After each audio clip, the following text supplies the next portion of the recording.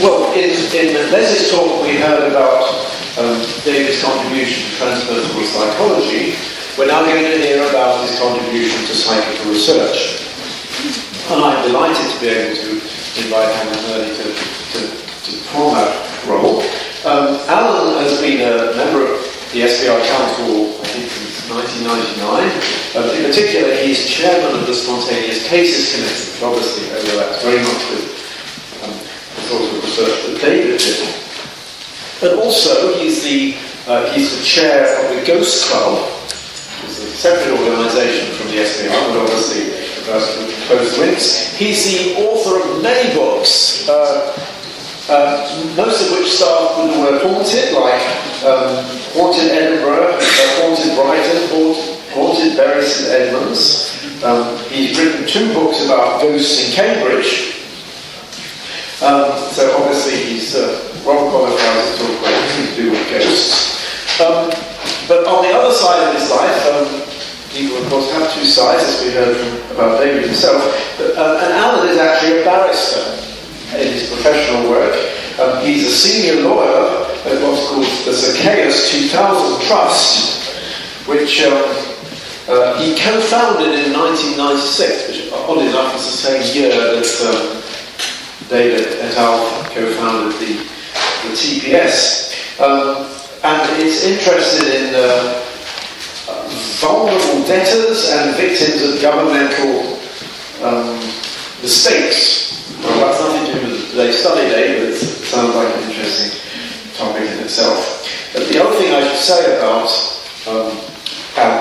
Alan is that he has just written a foreword to the reissue of the Skol proceedings. You remember that the Skol case, which will be focused on a lot during this today, there was the Skol proceedings, which was in about 2003, I think, and it's just been reissued, and one of the people involved in that was Alan, who wrote the foreword. And I should also point out that the reissue of the Skol proceedings will be available from lunchtime down below, on the floor below, if you want to copy it. But anyway, without any further ado, I'm delighted to invite Alan to give his talk, which is entitled David Fontana as Psychical Researcher.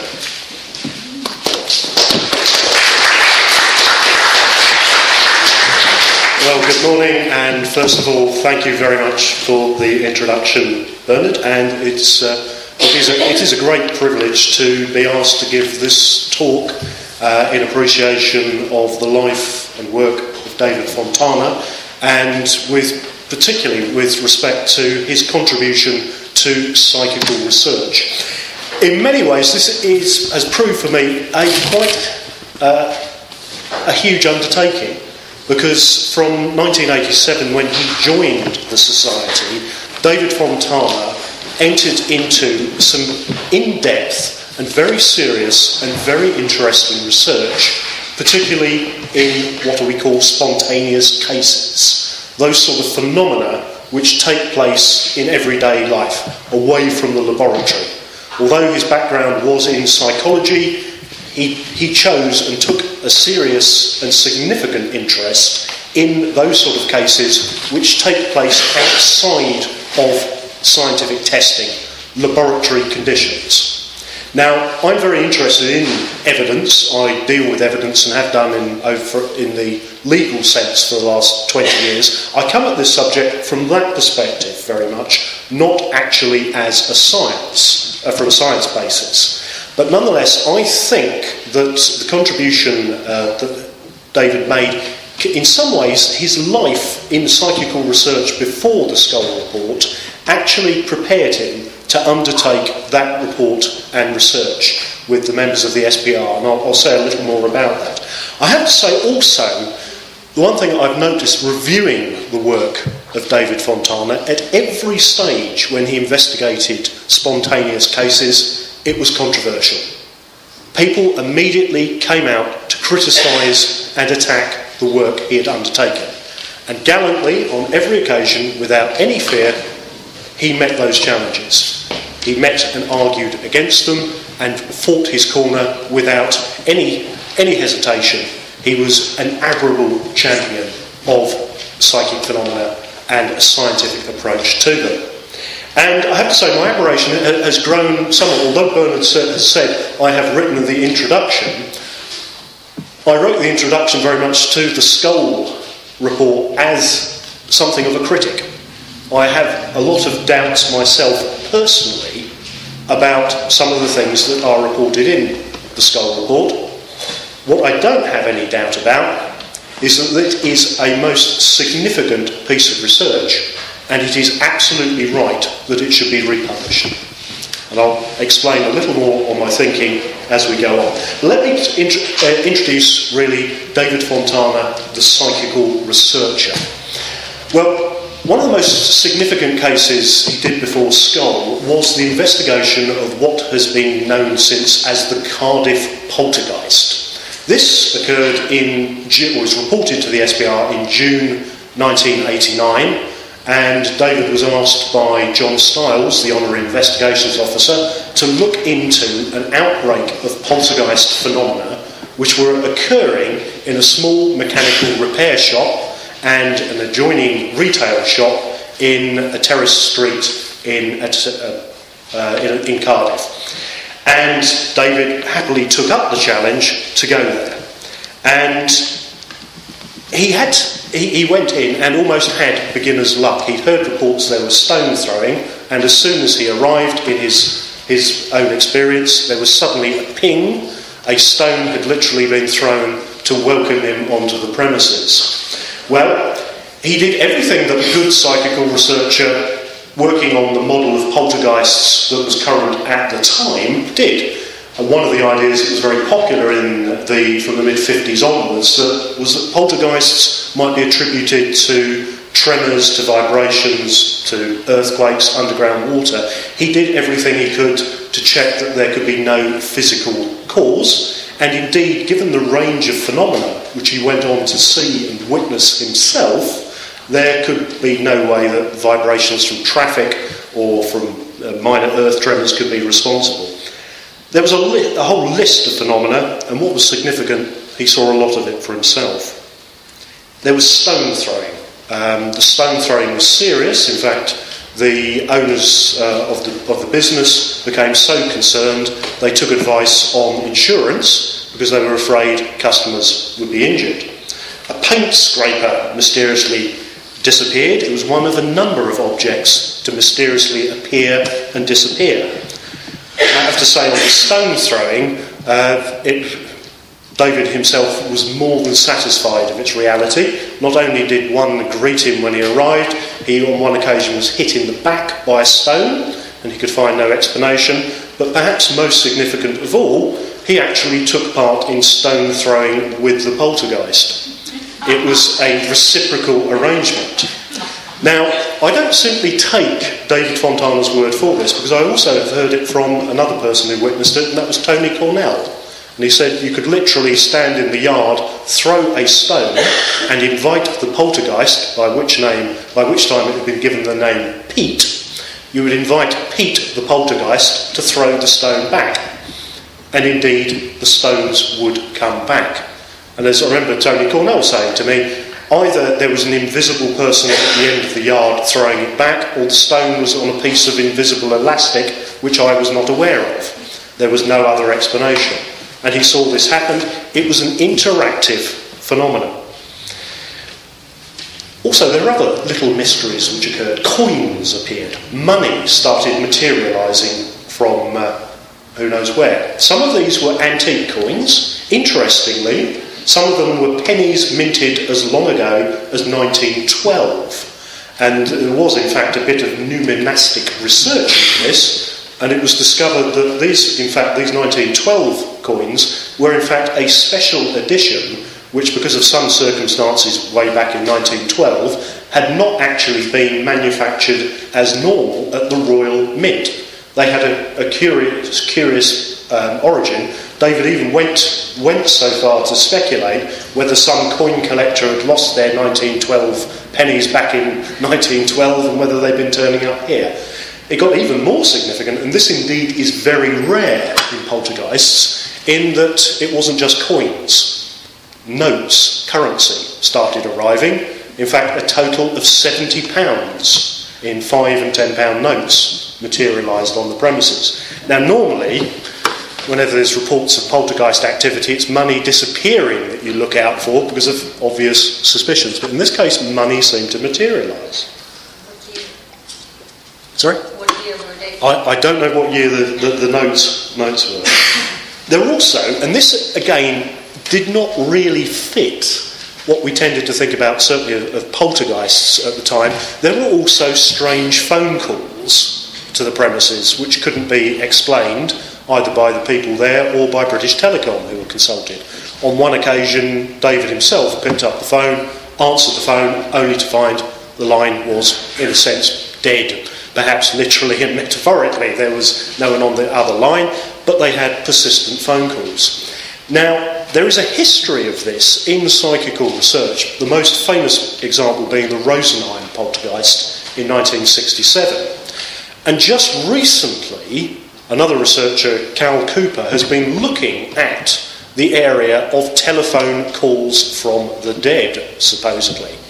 And in fact, these are odd, spontaneous phenomena, which, with one or two exceptions of some research done 35 to 40 years ago in the United States, have largely been ignored. And certainly back in 1989, when you talked about poltergeist phenomena, that kind of phenomena would not have been taken very seriously.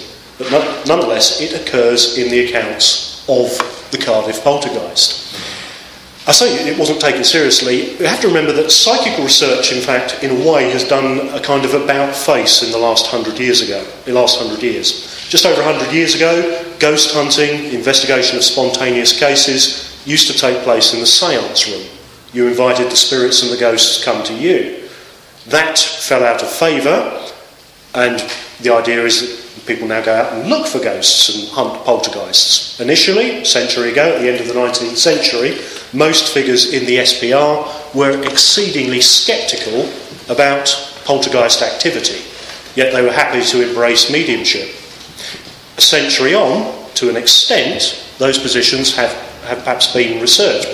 People may be more convinced, I say myself as one of them, more convinced by accounts of poltergeist activity than we are by necessarily accounts of séance room phenomena. Nonetheless, there could well be more connection between the two than we've realised.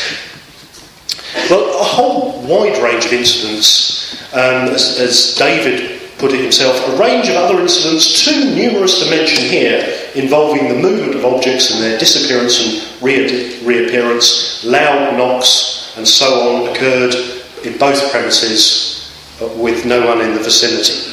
He personally witnessed a number of phenomena, he said: paper clips falling, movement of a brass shell, phone calls to the shop, stones, coins, other objects being thrown. And he said, finally, I was struck on the back by one of these stones as well, and there was no explanation. So it was a classic case of poltergeist activity, and it's one of those cases that tends to occur every 10 or 15 years, where a credible observer is there on the spot, getting all the details, doing everything right in psychical research terms. Well, what was the response to the report? Well, it did provoke some controversy because of a second phenomena which was reported in the shop, and this was the apparition of a small boy. And on 3 occasions in the Cardiff poltergeist case, witnesses reported seeing what they described as a schoolboy in a peaked cap, schoolboy's cap, but with a blank face. The facial features could not be seen or recognised, appearing on one occasion near the ceiling and in other parts, on 2 other occasions, in other parts of the repair shop. And David investigated and talked to the witnesses of this and was convinced that they had genuinely seemed to believe they had seen this curious apparition. Well, this, I have to say, did provoke some controversy within the columns of the Journal of the Society for Psychical Research.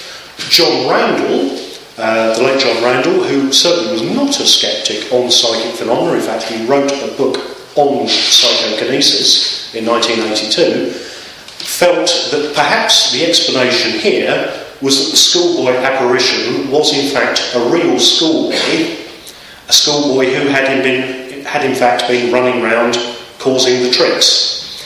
Now, to be fair, I have to say that perhaps John Randall's idea of a schoolboy in the late 1980s was perhaps about 30 years out of date. By the 1980s, schoolboys did not have uniforms with caps, and his suggestion was that the mysterious prankster schoolboy causing the trouble, that blank face was caused by the fact that the schoolboy must be black or from an ethnic minority, or he had deliberately darkened his face with some kind of paint or something, and that's why they could see no facial features.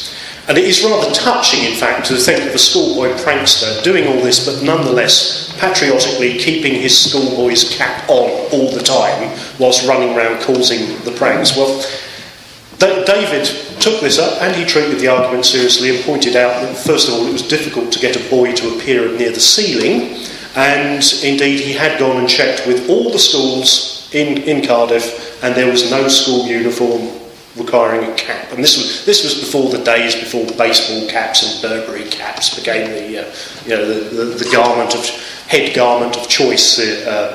So it was an interesting little debate. And it was interesting for another reason, because if you read a great many poltergeist cases, you will know that apparitions, relatively speaking, are fairly rare in poltergeist cases. They're probably more common than we thought. Originally people thought apparitions and poltergeists were two separate forms of activity, but more recently, when you analyse lots and lots of reports, you find that apparitions and poltergeists do come together more often. But what we also noticed, tucked away in the literature, including in well-researched cases such as the Hanneth Hall case in 1957, investigated by Alan Gould and Tony Cornell, in that case there are accounts of the apparition of a small boy. And indeed, this is a cross-cultural phenomenon to the extent that I was fascinated to find in 2003, when I was doing some research in the United States, finding an account of a poltergeist case in Texas in 1881, which seemed to be very well documented for the period, but largely forgotten, and it had just been relegated to the volumes of the American Folklore Society. Nonetheless, tucked away in this account of a typical poltergeist outbreak, stones being thrown and so forth, they had seen the apparition of a small boy. And the one person who actually take this point up more seriously and discuss it has been Dr. Serena Roney Dougal. And she draws the links with the long-standing Celtic folklore and to some degree Germanic folklore about small boys, elves, goblin-type figures being linked with poltergeist activity. And I've seen and heard I've met witnesses in South America, and I've talked to researchers there who talk about the same thing. In Latin America, they don't have the word poltergeist, they have the word duende, which translates as elf or little goblin or whatever, little man. And again, it's this diminutive figure which occurs. There it was in the Cardiff case. It is a strange coincidence, if nothing else, that this should feature in an account coming from Cardiff back in 1989. Because, as I said, it's only in a handful of poltergeist cases, or it's in non-English speaking world that this is recognised. When I think about my own view on ghosts and poltergeist activity, it's not so much my own experiences which convince me of the reality of these phenomena. I have experienced, I believe, on a number of occasions, poltergeist activity. I think on one occasion I have seen an apparition, which was fairly recently, in January this year. It's not actually that convinced me. It is the similarity in cultures, sometimes many miles, many years apart. What in legal terms is called similar fact evidence. Striking similarity of reports between witnesses. And those sort of details were very much highlighted in David Fontana's work on the Cardiff poltergeist. And as I said, it was criticised by John Randall, and then, as with so many other well-attested cases, it's then ignored. Nobody else takes the case up, even to criticise it.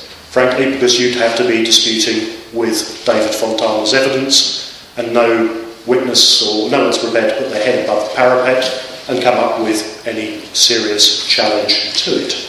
And that happens not just with this case, but with a great number over the years. The well-attested poltergeist cases, and I'm thinking really of about a dozen over the last 50 years, they are forgotten entirely by sceptics. They are just dismissed as anecdotal evidence, and that is enough to wipe them out of the record. Well, for his next significant piece of research, David went into the past. And published in the Journal of the SBR is a rehabilitation of one of the SBR's investigations into a controversial figure from the past. That was Eusapia Palladino. She was a famous medium born near Naples in 1854. She was an abandoned child. She had quite a traumatic life, but later in the 19th century she became a celebrated medium. And debate has raged ever since whether Eusapia Palladino was genuine or a wicked trickster and hoaxer.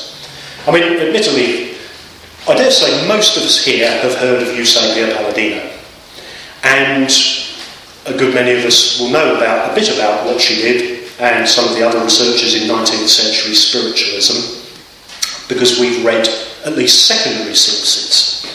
We're aware of them. I was somewhat shocked at a meeting about 2 years ago of the London Skeptics Society, hearing a talk from a lady who, I must admit, did remind me rather of Violet Elizabeth Bott in the Just William stories. But she was standing up and giving an absolutely demolishing mediumship and spiritualism. And more or less her idea of medium, she talked a bit about Daniel Hume, and then mostly it was about Doris Stokes, and more or less said they're all like that, they're either deluded or they're charlatans. So when it came to questions, I said, what about the cross correspondences? What's your view on those? And she'd never heard of them. And that was very much the case. Well, I make this point simply because until I really started to look into this a bit further with the writing the introduction to the Skol report, I must admit I had never pored through the details of a lot of the research done into Eusapia Palladino. But it is enormous. There was a whole set of proceedings published in 1909. Now, whatever else one may say, the researchers back into 1909 who David Fontana came out to defend their memory and their research techniques, they certainly did a thorough job. There was Heward Carrington, there's Everard Feeling, and the delightfully named Mr. Wortley Baggerly. Now, Wortley Baggerly, despite his unusual name, was a hard-nosed researcher. I have read the original documents still contained in the Cambridge archive of his research into a haunted house in Brighton, where the lady was a spiritualist, and it is a very hard-nosed report. He was a no-nonsense man. Nonetheless, they considered it was worth going in 1909 and investigating Eusapia Palladino in Naples, and they produced a major report on what had occurred. Now, the SBR had tried to investigate Eusapia Palladino in the 1890s. They'd actually brought her over to Cambridge, where she proved a bit of a saucy girl, doing things like putting her hands on people's knees and otherwise not behaving in a standard, appropriate to a middle-class scientific and philosophical cultural home in Cambridge, and more in keeping with a rowdy peasant evening in Italy. And they called her cheating, and they thought she was a cheat. And that, by and large, was usually the end of your career as far as the SBR was concerned. That wasn't the approach, however, in the rest of Europe. Because following her visit to Cambridge, she was then investigated at great length and under what appeared to be extremely strict conditions by a whole group of different significant scientists from Europe. The book that Sabe only started to read properly at the beginning of September, by Cesare Lombroso, After Death What, really goes into some incredible detail, and they took her very seriously. Now, some of you will of course know the name of Lombroso as really the founder of scientific criminology. His idea was that criminals were born and not made, and that they were genetic throwbacks who showed atavistic traits. And when I did a criminology option as part of my law qualifications, it was introduced as the jokey introduction to criminology. But at the time, Lombroso was a pioneer. You know, his ideas were taken seriously throughout the developed world. He was an absolute pioneer in his field. Another of the scientists who looked at Palladino was an astronomer, an Italian, Schiaparelli. Again, his name is treated as a joke in astronomy. Now, he was the man who came up with the ideas of canals on Mars. Nonetheless, at the time, he was an astronomer with an international reputation. And it's a warning to us, against being too certain about our own ideas, because although the world learns more as we move along, this does not mean it was stupid before. And these people clearly were not stupid. And Cesare Lombroso said he was an absolute ardent materialist until he began to look into psychical research. And he was convinced by the Palladino mediumship.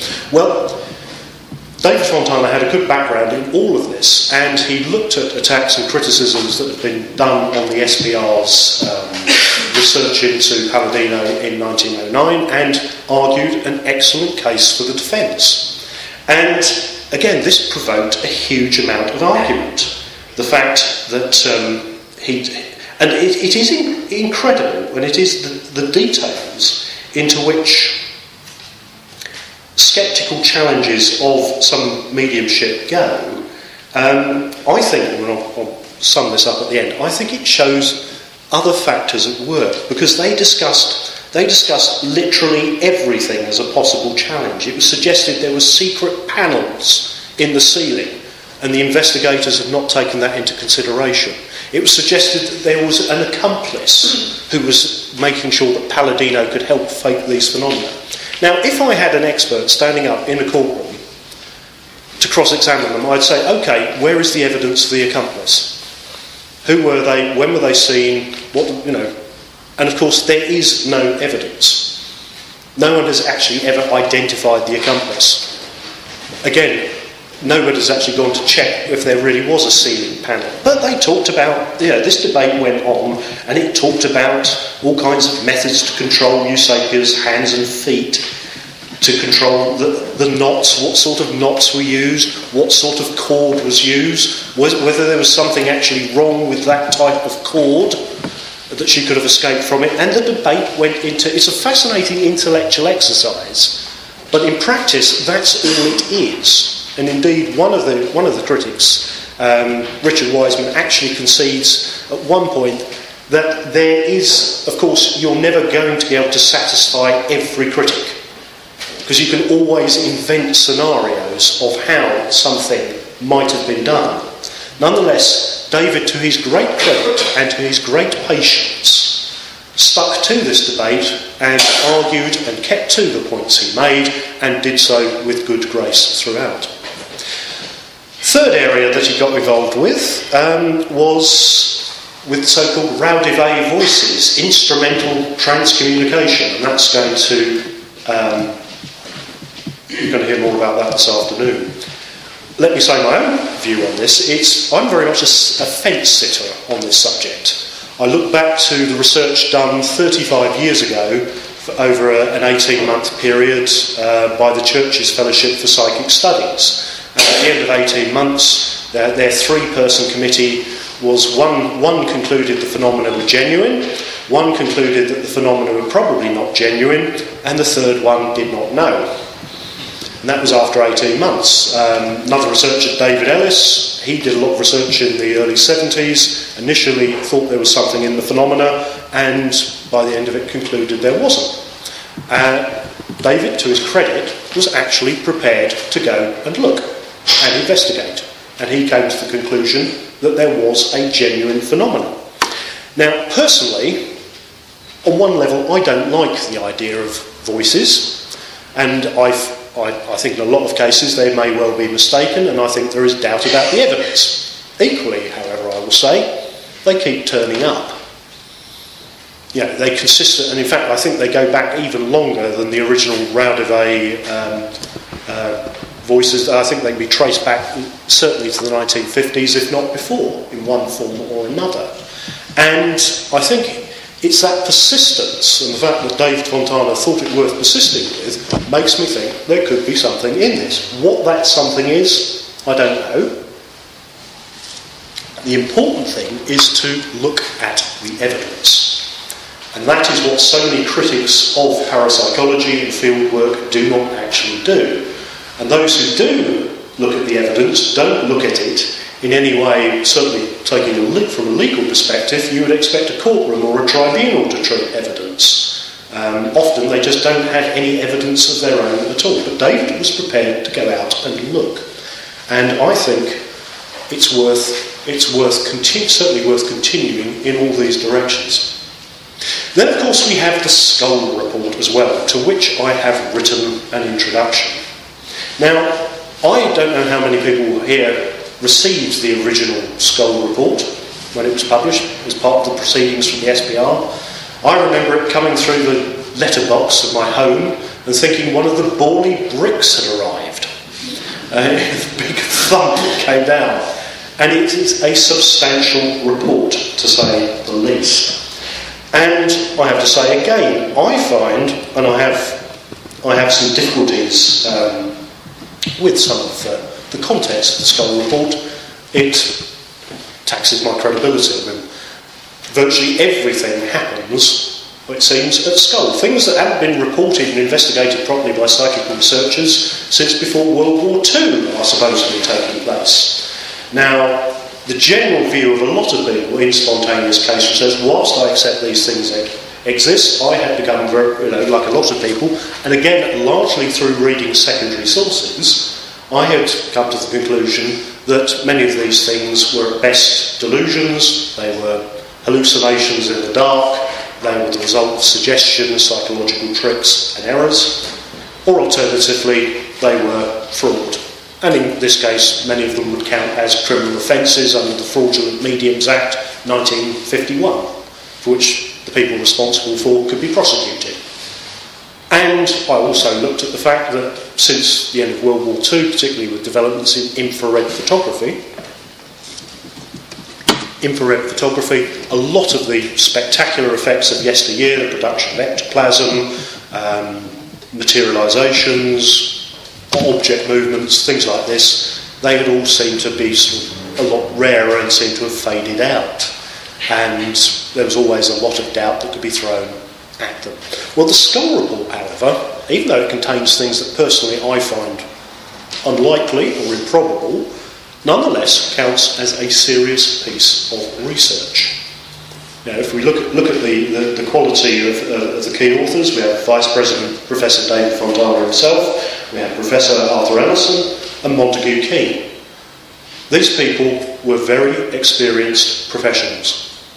They knew a huge amount about the subject, they knew it in detail, and they cared about it. One thing we can be sure is that they were not guilty of fraud themselves.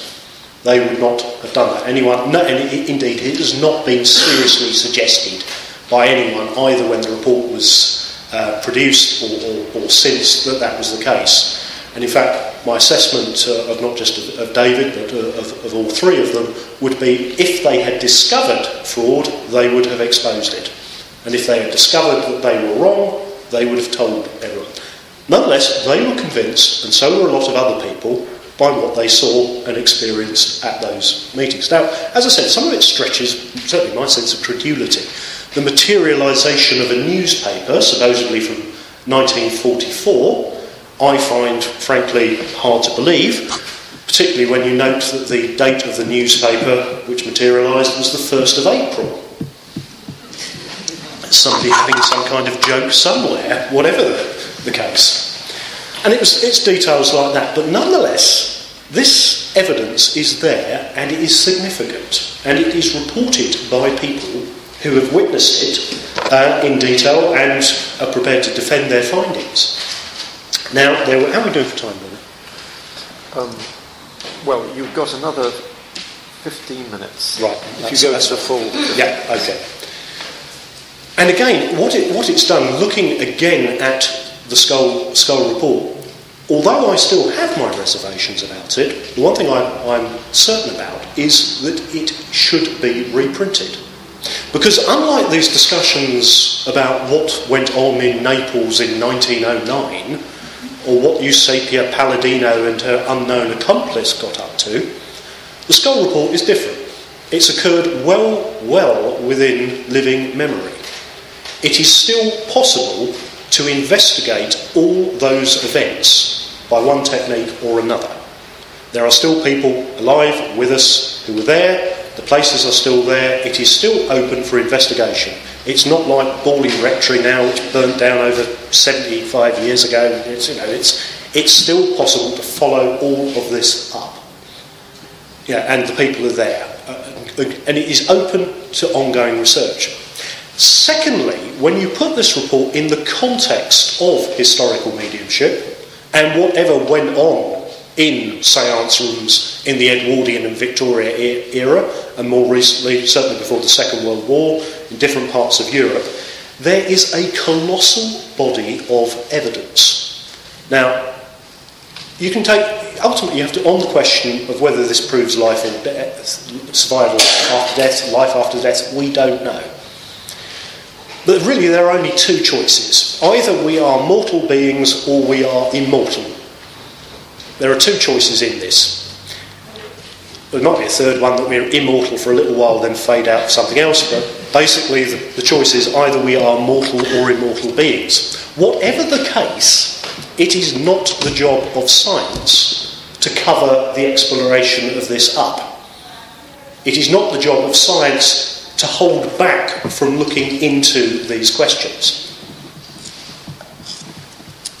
Ultimately, if you think about it, and this is why it makes this research so important, we are talking about probably the most important religious and philosophical question of the lot. Certainly up there with does God exist, the question of whether consciousness survives death. Ultimately, there is no more important question facing either each of us or collectively as a society. And the job of science should be to look into that in the same way that many what are now classed as natural phenomena were once not explicable. Now we can explain them. Well, it is the task of science and of philosophy to investigate those things and not to be afraid to do that. Now, finally, coming through this, apart from having grown in respect and admiration for David's work in this field, as I said, he was never afraid of argument.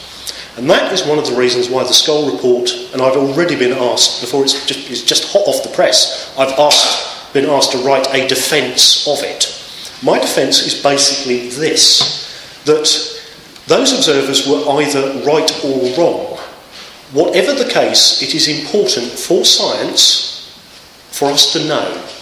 It is important for us to know the truth about these phenomena, whether they are genuine or not. And as I said, they keep coming back.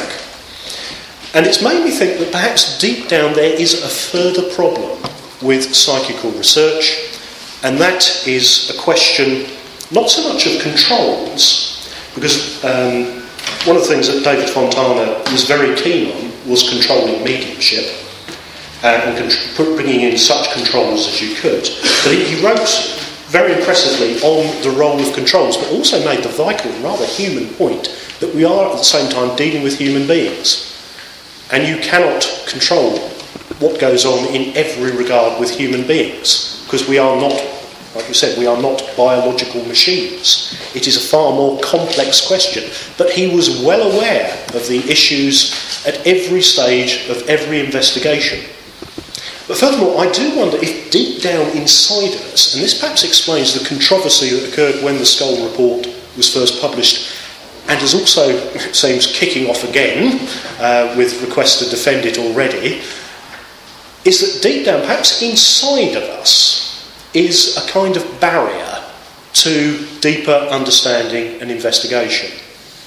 And this was actually proposed way back, it may have been proposed as far back as the scientist Bergson, but I take the answer, or the reason for saying this, from the writings of a man called Tyrrell, G.N.M. Tyrrell, best known for writing a book called Apparitions, which was a presidential speech to the SPR in 1938. But he also wrote several other books, one of them looking more at wider philosophical questions. And he makes the suggestion that deep down inside of us, there is a kind of barrier to stop us going into the next world or the beyond a little too far. He makes the point that essentially we are creatures designed to operate in a material, physical world. And if we allow ourselves to go too far into the next dimension, the next world, or whatever, we may encounter problems if we do so. So built in within the nervous system is a kind of reflex action which associates so much of the psychic and the paranormal with fear, that people are afraid to look at these things. And although the person may say on one level that rationally they do not believe a word of these stories, they do not believe in ghosts, poltergeists, spirits or any of it, nonetheless they have still got within them this barrier which kicks off whenever any kind of evidence or even any discussion of the subject takes place. Because there's lots of subjects I'm not convinced by and don't really believe in, and I don't get upset about them. Yet I notice generation after generation, sceptics get... it was dear Professor Chris French said to me a fortnight ago, he said he's got colleagues who are sceptical who will get angry over any of these sorts of discussions. Now, if you don't actually believe in something, why get angry about it? But if it is, however, the result of some kind of built-in biological practice, and it may not just be us, it's probably other mammals as well, the reactions of dogs, cats, horses, certainly to alleged psychic phenomena, suggests that mammals have some psychic faculty and that something gets that they don't like about it. But equally, it may also go the other way, says Tyrrell. Effectively, he says that experiencing this other dimension may push you the other way. And you become too credulous and too trusting and too believing. Once you've seen a spoon bend in front of you, it might be said, you become vulnerable to any other suggestion that's given. If I was to bend a spoon in front of you, you'd say, wow, that's fantastic. If I then say I get this power from some being in a flying saucer above the North Pole, well, you'll be that more likely to believe it because you've seen something already, but there's no actual logical connection between the two. Now, if Tyrrell is right, if one of the things is that exposure to the paranormal, the other side, the psychic world either scares you or it can get into your brain and affect you and affect your ability to judge and assess things, that's a very interesting idea. It might explain a great deal. But it also, I think, establishes the fine job that David Fontana did, because clearly in his work as a psychical researcher, whether it was with poltergeists, whether it was looking into cases in the past or looking into the Skol phenomena, he was able to tread the path between those two extremes, between fear and scepticism on one hand and simple, ungushing, uncritical, naive belief. And that, I think, is a real achievement, and that is what I think, in essence, showed him to be a good scientist, because deep down that's what the scientific process has to be about when we approach psychic phenomena. Certainly, research and evidence should not be suppressed, nor should debate and argument. Debate and argument is essential to science. It's how we test knowledge, it is how we take it forward. And as I said, although I have personal reservations, this may say something about my own internal barriers, I nonetheless believe that, in dedication to the scientific principle and the approach, that is why the Skol report is not only deserves to be republished, but it is a crucial document towards a greater understanding of how these things may or may not happen, how they take place. And I think David Fontana did an excellent job through his life of actually keeping to those principles of science, of weighing evidence, and of rational debate and argument. Thank you very much.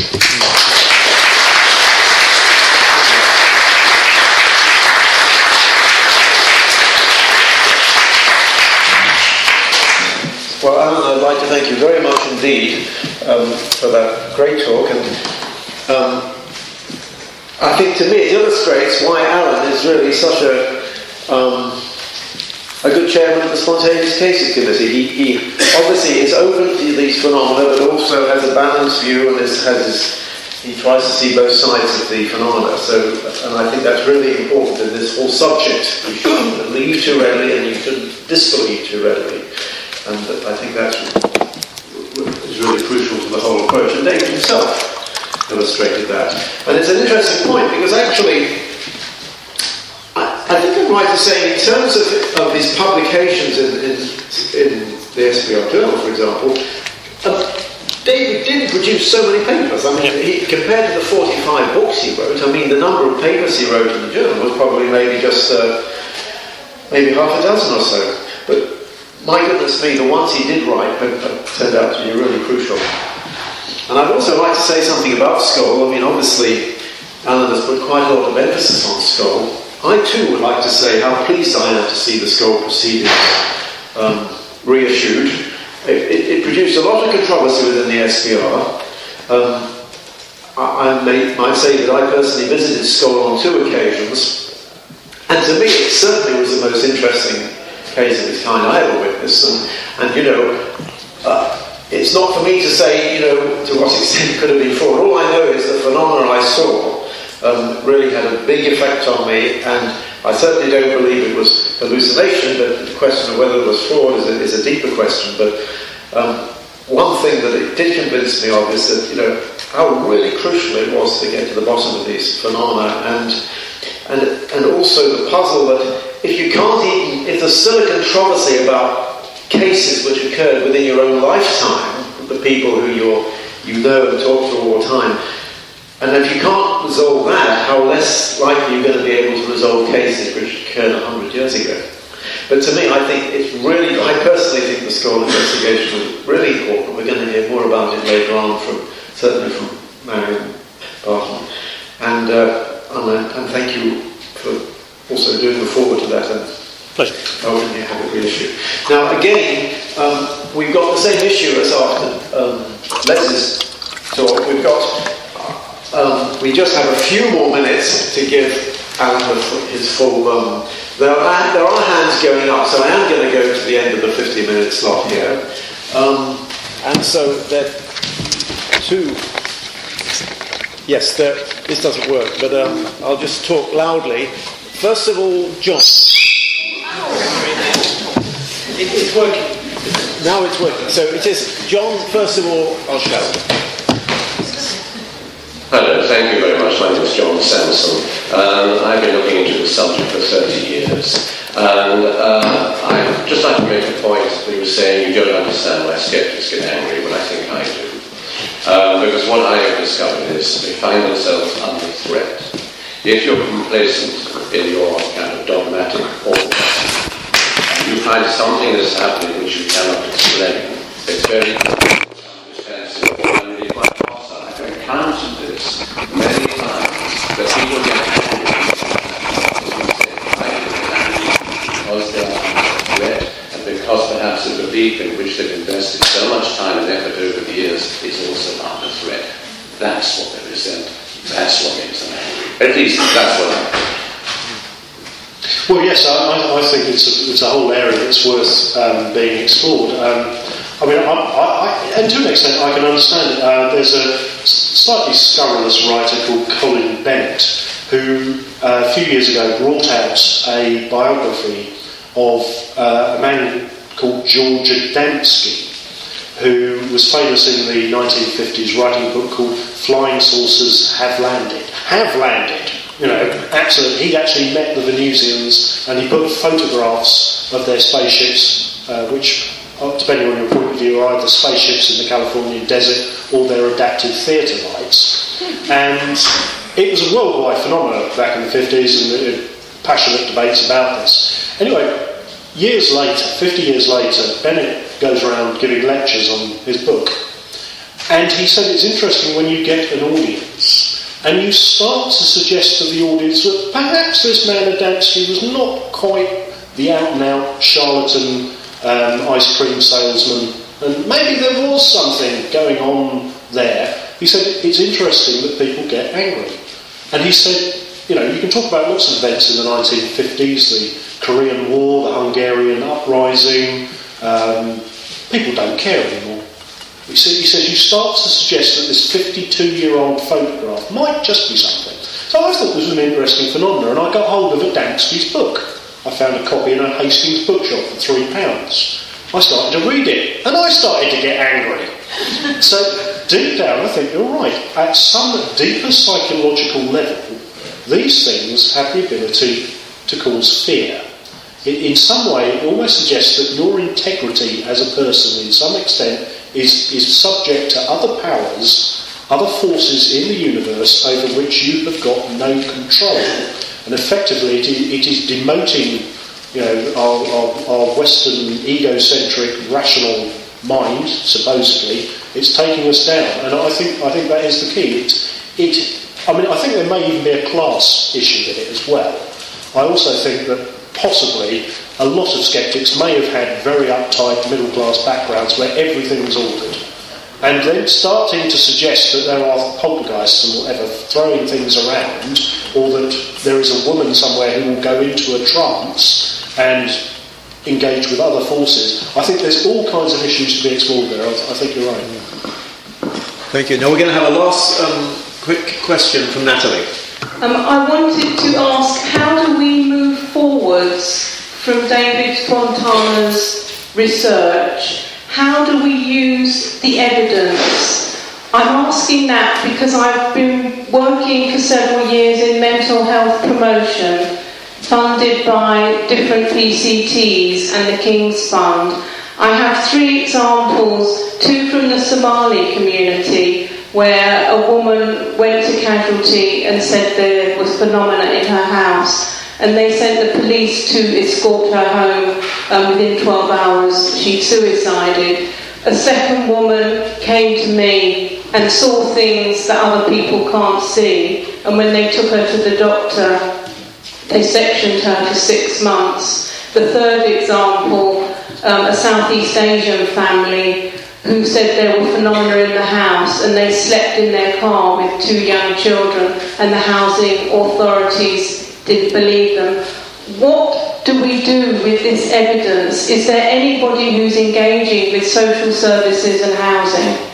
Natalie, before Alan answers, I mean, that's a really important question, but it would demand a long answer, so I'm going to ask Alan to reply briefly, but I suggest we postpone a detailed answer to that question for the general discussion. Alan.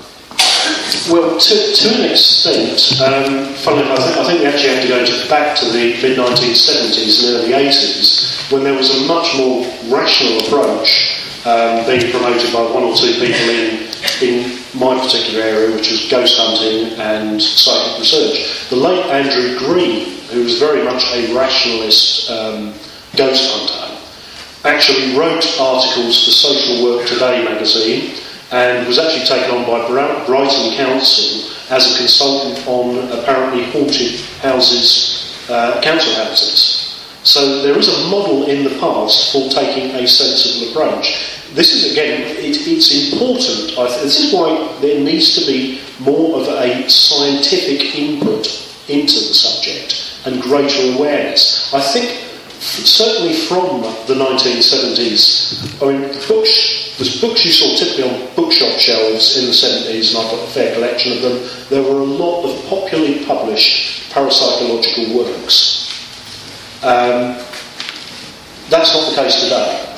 There's all kinds of ideas of varying quality or another. And the key thing is how do we take David's work forward? Well, the first thing is to read it.